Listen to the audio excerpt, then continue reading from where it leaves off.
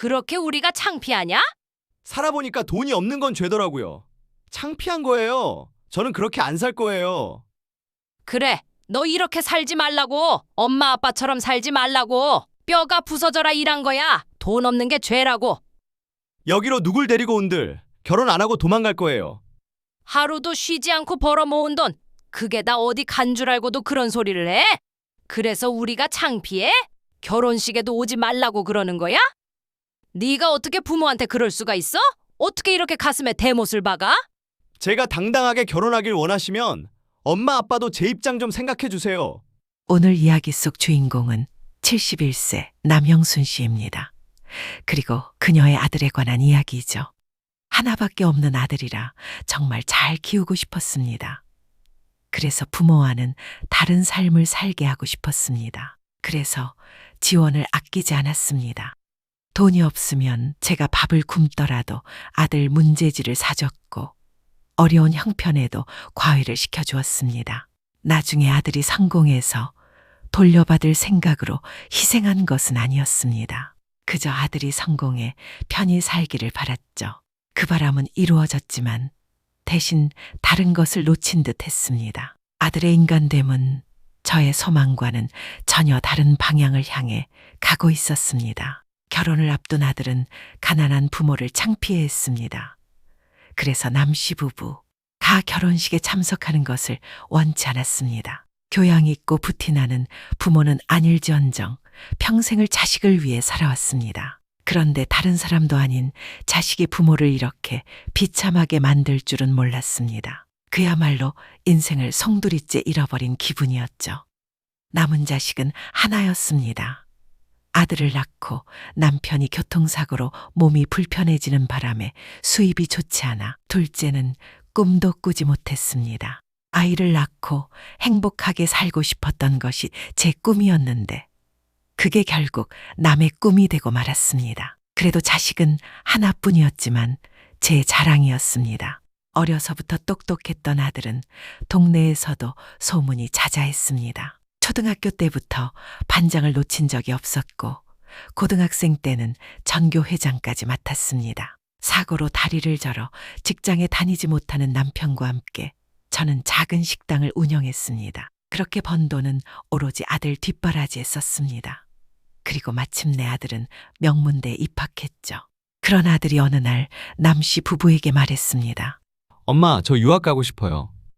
유학? 네, 더 하고 싶은 공부가 있어요. 저는 아들이 졸업 후 바로 취직을 할 거라 생각했습니다. 그런데 아들은 돌연 해외로 가고 싶다고 했습니다.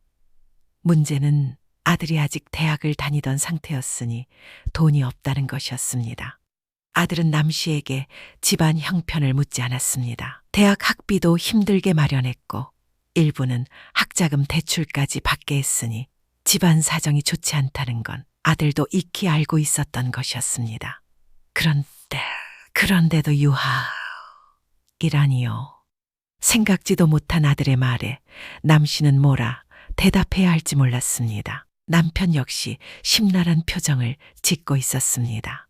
어떻게든 보내주시기만 하면 열심히 공부할게요. 가서 알바도 하고요. 아들의 간절한 목소리에 남씨는 막막해졌습니다. 어디로 간다는 거야? 미국이요. 돈이 얼마나 드는데?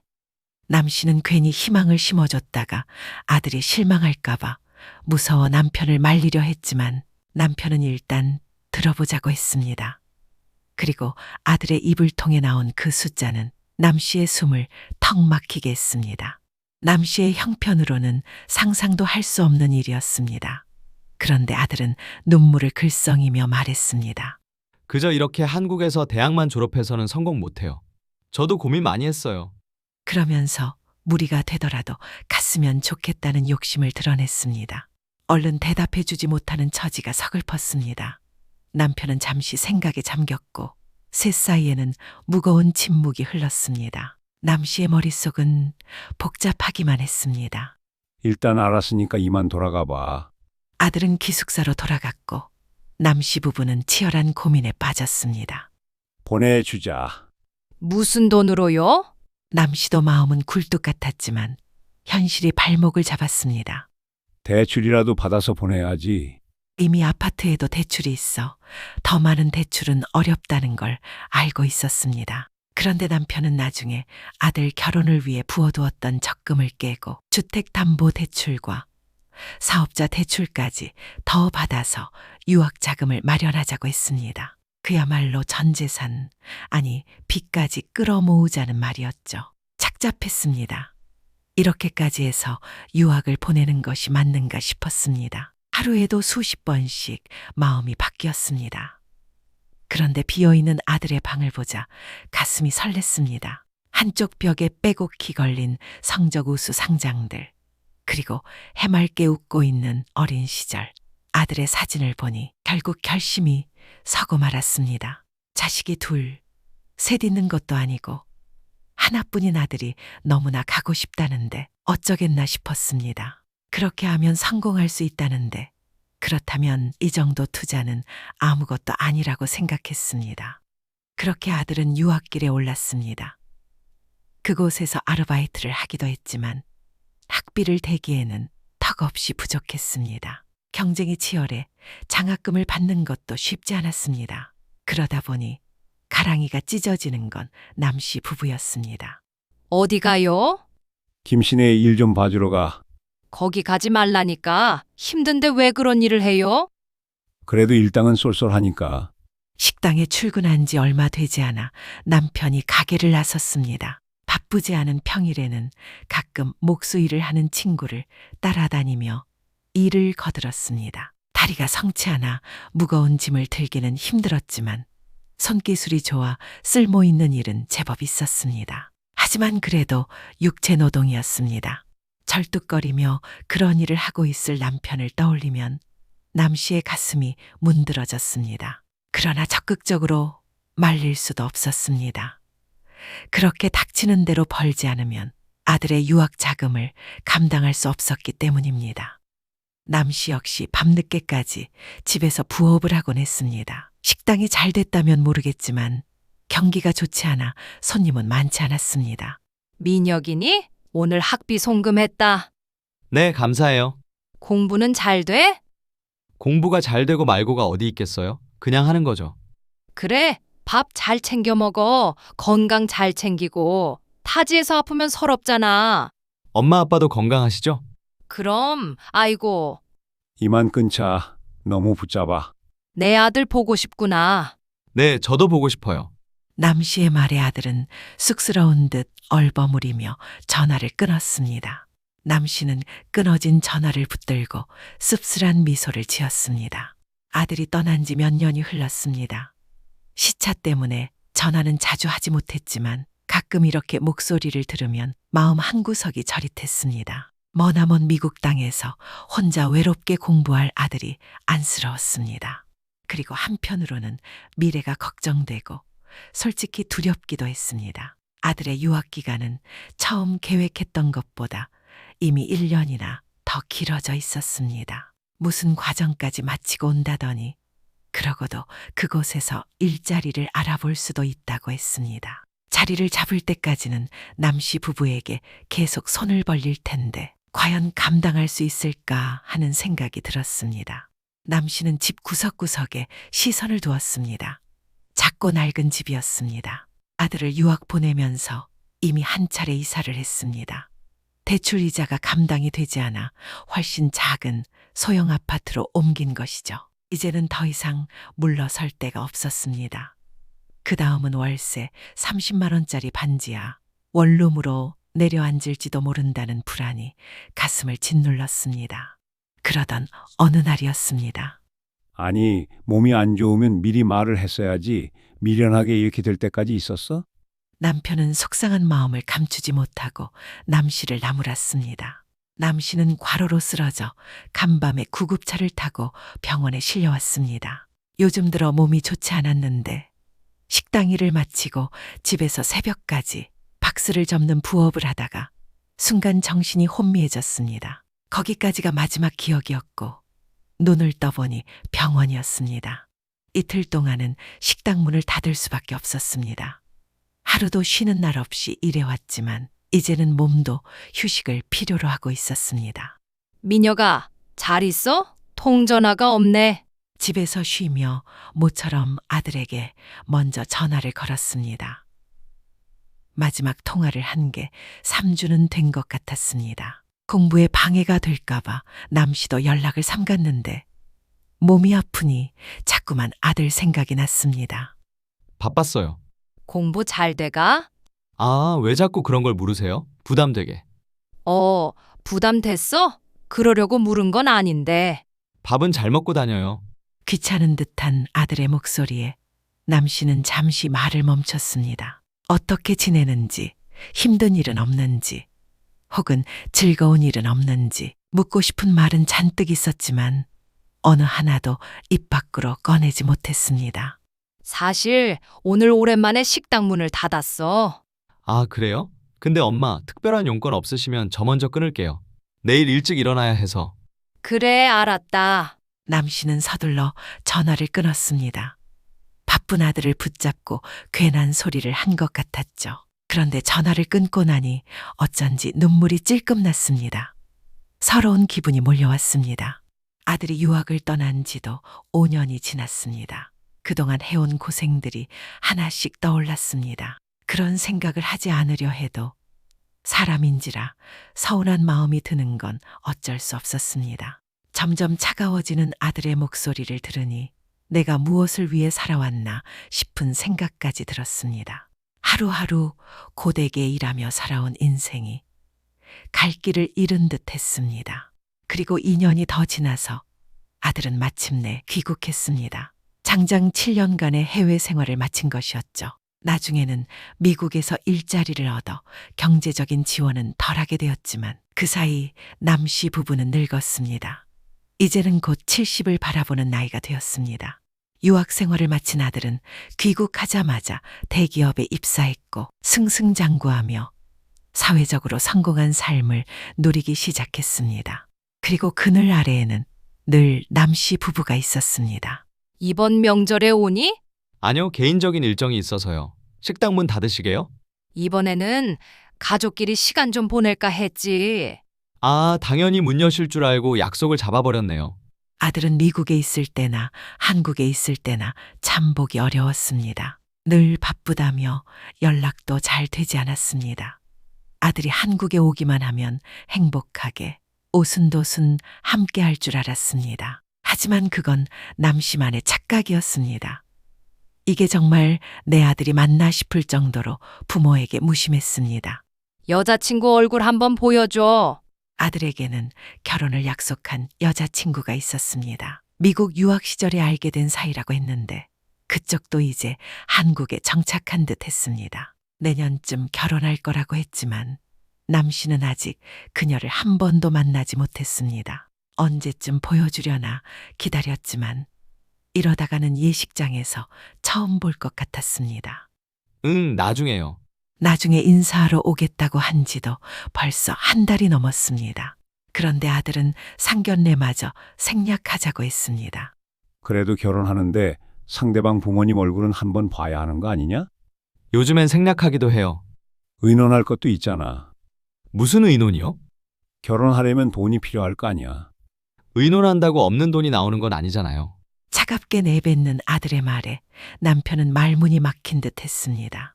우리가 1,000만 원 정도는 여력이 있을 것 같아서 그래. 남편의 말에 아들은 비웃듯 코웃음을 쳤습니다.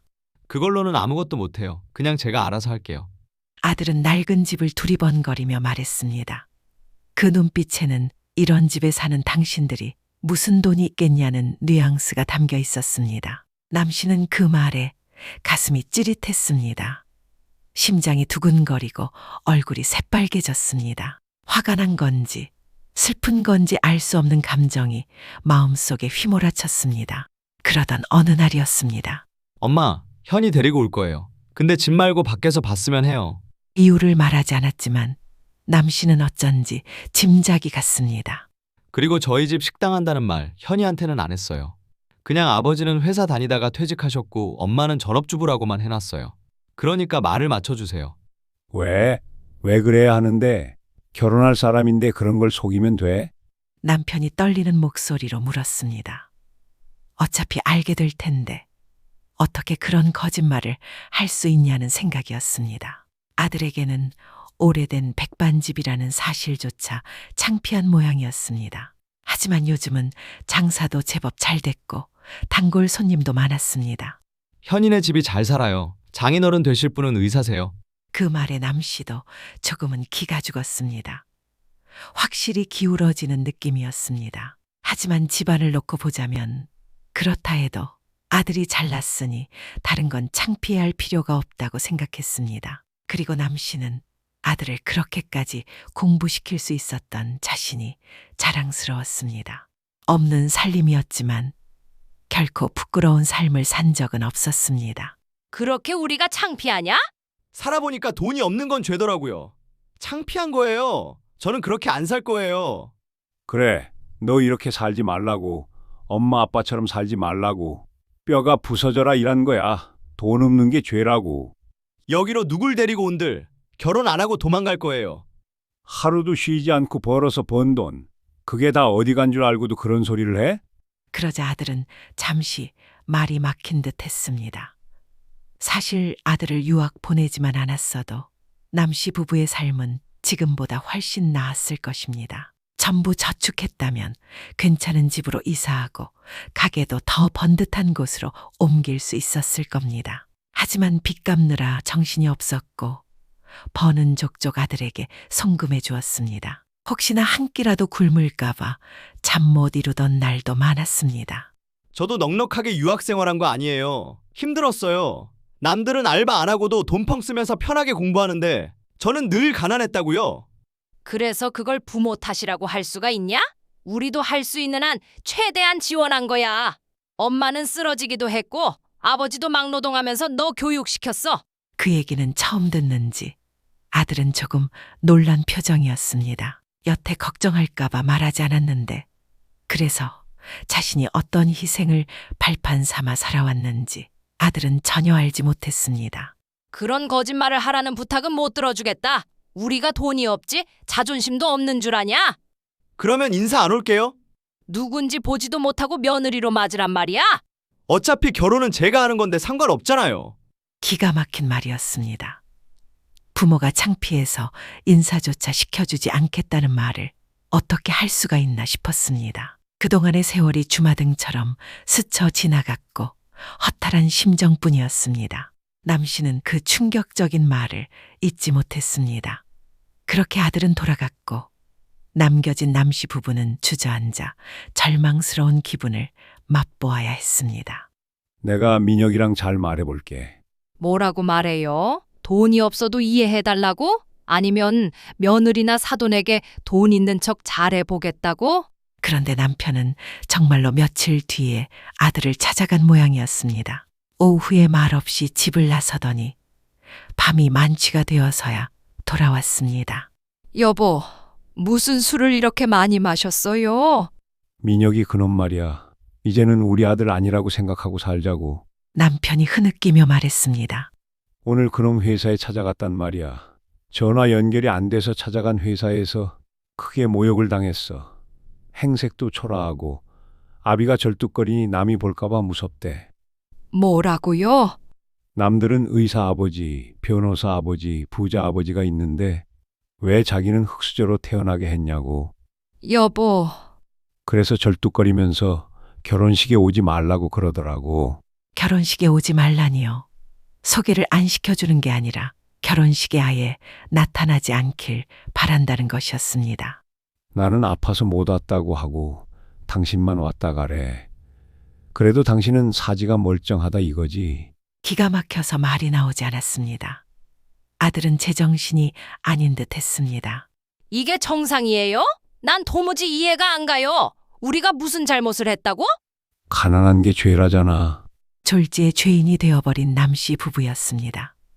어쩌면 정말 죄인인지도 몰랐습니다. 없는 형편에 자식을 낳은 그 순간부터 죄인처럼 살게 된 것입니다. 자식 뒷바라지라는 감옥에 갇혀서 말이죠.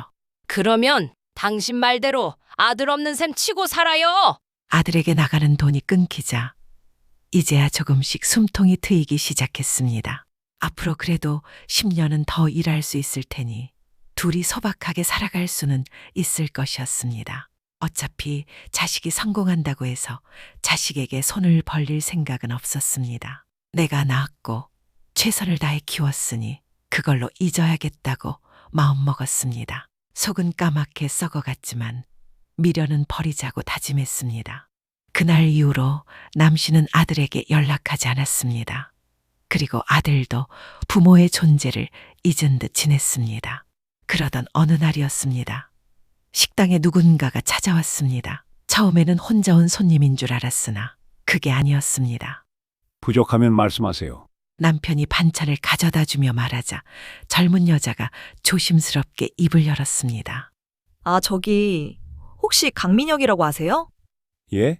아, 예. 제 아들놈인데요. 누구신지. 아, 아니에요. 직장 동료인데 맛있다고 해서 와봤어요. 그래요? 서비스 많이 줘야겠네. 그러면서도 남편은 고개를 갸웃거렸습니다. 아들이 직장에서 부모님이 이런 허름한 식당을 하고 있다고 말할 성격이 아닌데 이상하다고 생각했죠. 그리고 뒤돌아서서 절뚝이며 걷는 남편을 젊은 여자가 유심히 지켜보았습니다. 하지만 그녀는 밥에는 손도 대지 않고 결제를 마친 뒤 나가버렸습니다. 하도 찜찜해서 아들에게 물어볼까 하다가 그래봐야 무슨 소용인가 싶어 그만두었습니다. 어차피 아들과는 이제 연락도 하지 않고 살 각오를 했으니 말이죠. 그러다가 얼마 뒤 뜻밖에도 아들에게서 연락이 왔습니다. 결혼은 내년 3월이에요. 한복 같은 건 다 준비해 놓을게요. 뭐? 결혼식에 오지 말라며? 엄마는 오셔야죠. 둘 다 안 오면 그쪽에서 뭐라고 생각하겠어요? 어처구니가 없었습니다. 이런 식으로 거짓말까지 해가며 결혼을 해야 하는 건가 싶었습니다. 진실을 말할 만한 사이가 아니라면 그 결혼이 제대로 유지가 될 것 같아? 그 말은 사실이었습니다. 거짓으로 시작한 관계는 언젠가는 무너지게 되어 있었습니다. 반드시 들통이 날 것이고 그러면 배신감은 더 커질 수밖에 없었죠. 이제라도 솔직하게 말해라. 그렇게는 못해요. 이미 말해둔 게 있는데 어떻게 번복해요? 저도 대단한 거짓말을 한 건 아니에요. 그래도 최소한 평범한 집안처럼은 보이고 싶었어요. 그래서 달이 저는 아버지가 창피해서 결혼식에도 오지 말라고 그러는 거야? 네가 어떻게 아버지한테 그럴 수가 있어? 어떻게 이렇게 가슴에 대못을 박아? 제가 당당하게 결혼하길 원하시면 엄마도 제 입장 생각해 주세요. 아니, 나도 그 결혼식 안 간다. 엄마! 내가 우리를 외면하고 부끄러워하던 순간 우리는 인연이 끝난 거야. 부모 없이 결혼식하고 잘 살아봐라. 다시 한번 아들이 남씨를 불렀지만 남씨는 외면했습니다. 더 이상은 아들과 통화하고 싶지 않았습니다. 아니, 더 이상은 아들의 어머니고 싶지 않았습니다. 이런 자식은 자식이라고 생각하지 않고 살기로 마음먹었습니다. 그리고 남씨는 아들과 연을 끊었습니다. 결혼식을 올린 듯도 한데 아들에게서는 전화가 오지 않았습니다. 남씨 부부는 상심했지만 오히려 그래서 더욱 미련을 버릴 수 있었습니다. 그러다 어느 날 남씨의 통장으로 큰 돈이 들어왔습니다. 송금한 사람의 이름은 김연이었습니다. 그리고 그날 한 통의 전화를 받게 됐습니다. 저 민혁 씨 어머니시죠? 그런데요? 안녕하세요, 어머님. 저는 김연이라고 해요. 그러더니 그녀는 자신을 남씨의 아들과 결혼한 사람이라고 소개했습니다. 그리고 지난번에 식당에 온 적이 있다고 했습니다. 남씨의 머릿속을 스쳐가는 예쁘장한 얼굴이 있었습니다. 그래도 한 번도 인사를 안 드리는 건 도리가 아닌 것 같아서요. 아, 예. 그런데 돈을 보낸 이유는 뭔가요? 그건 민혁 씨가 아니라 제가 드리는 돈이에요. 민혁 씨는 말한 적 없지만 힘들게 유학 보내신 거 알고 있어요. 그걸로 부족할지는 모르겠지만 제 선에서는 최대한 드린 거예요. 남씨는 도무지 대화의 흐름을 따라가지 못했습니다. 왜 자신에게 며느리가 돈을 주는지 이해가 되지 않았습니다. 그동안 고생하셨는데 이대로 안 보고 지내면 억울하실 것 같아서요. 아버님 발이도 안 좋으신 것 같고. 그 말이 걱정에서 나온 건지 불쌍히 여기는 건지 구분이 가지 않았습니다. 아니, 굳이 구분할 필요도 없었습니다. 며느리는 순수한 마음으로 돈을 보낸 것이 아니었으니 말입니다. 그 돈은 앞으로 해야 할 며느리 노릇과 바꾼 값이었습니다. 마치 남씨 부부가 아들과 연을 끊는 비용을 주는 듯 했습니다. 그동안 투자한 게 억울해 찾아오지 않도록 일종의 합의금처럼 말이죠. 이런 돈 필요 없으니까 도로 가져가세요. 남씨는 그런 돈을 받고 싶지 않았습니다. 꼭 골치 아픈 거머리를 합의금을 주고 떼어내는 모양새였습니다. 하지만 남씨는 돈을 주지 않아도 앞으로 아들과 왕래하며 살 생각이 없었습니다. 받아두세요. 무슨 일이 있어도 돌려달라는 소리 안 해요. 어차피 민혁 씨랑 영 끊으실 거면 형편에 조금이나마 도움이 되는 게 좋잖아요. 남씨는 호통을 치려다 말았습니다. 어쩌면 며느리의 말이 크게 틀리지 않았습니다. 둘이 부부이기에 며느리의 돈이 곧 아들의 돈일 터. 그렇다면 이 정도는 그동안의 보상이라고 생각하면 큰 돈도 아니었습니다. 가난한 게 죄라는 아들. 그 죄를 며느리가 씻어준다고 하니 참 아이러니했습니다. 남씨가 이 이야기를 남편에게 하자 남편도 처음에는 당장 돌려주라고 했다가 곰곰이 생각에 잠겼습니다. 우리가 그 정도 받을 권리는 있잖아. 안 주겠다고 해도 민혁이한테 받아내려고 했던 돈이야. 남편은 예전부터 괘씸해서라도 어떻게든 받아낼 생각이었던 모양이었습니다. 최소한 유학 자금은 돌려받아야 직성이 풀리지. 차라리 잘 됐다고 생각하자. 이건 자존심 세울 문제가 아니야. 현실적으로 보자면 상황이 나쁘지 않았습니다. 어차피 명절에 며느리를 부를 것도 아니었고 안부 인사를 받을 생각도 없었습니다. 바뀌는 건 하나도 없이 돈만 생기는 셈이었죠. 결국 남씨는 돈을 돌려주지 않았습니다. 그리고 그 돈으로 남은 대출을 갚았고 어느 정도 숨통이 트였습니다. 받길 잘했다는 생각이 들었습니다. 그 후 남씨 부부는 아들에게 전화 한 통 한 적이 없었습니다. 그렇게 수년이 흘렀습니다. 시간이 지나면서 식당은 방송에 소개되며 장사가 꽤 잘 되었습니다. 그 덕에 작지만 더 깔끔한 집으로 이사도 했습니다. 어쩐지 아들과 연을 끊고 난 뒤로 모든 게 더 잘 풀리는 듯 했습니다. 늘 밑빠진 독에 물만 붓듯 살다가 이제는 그물이 차는 것이 눈에 보이니 들뜨기도 했습니다.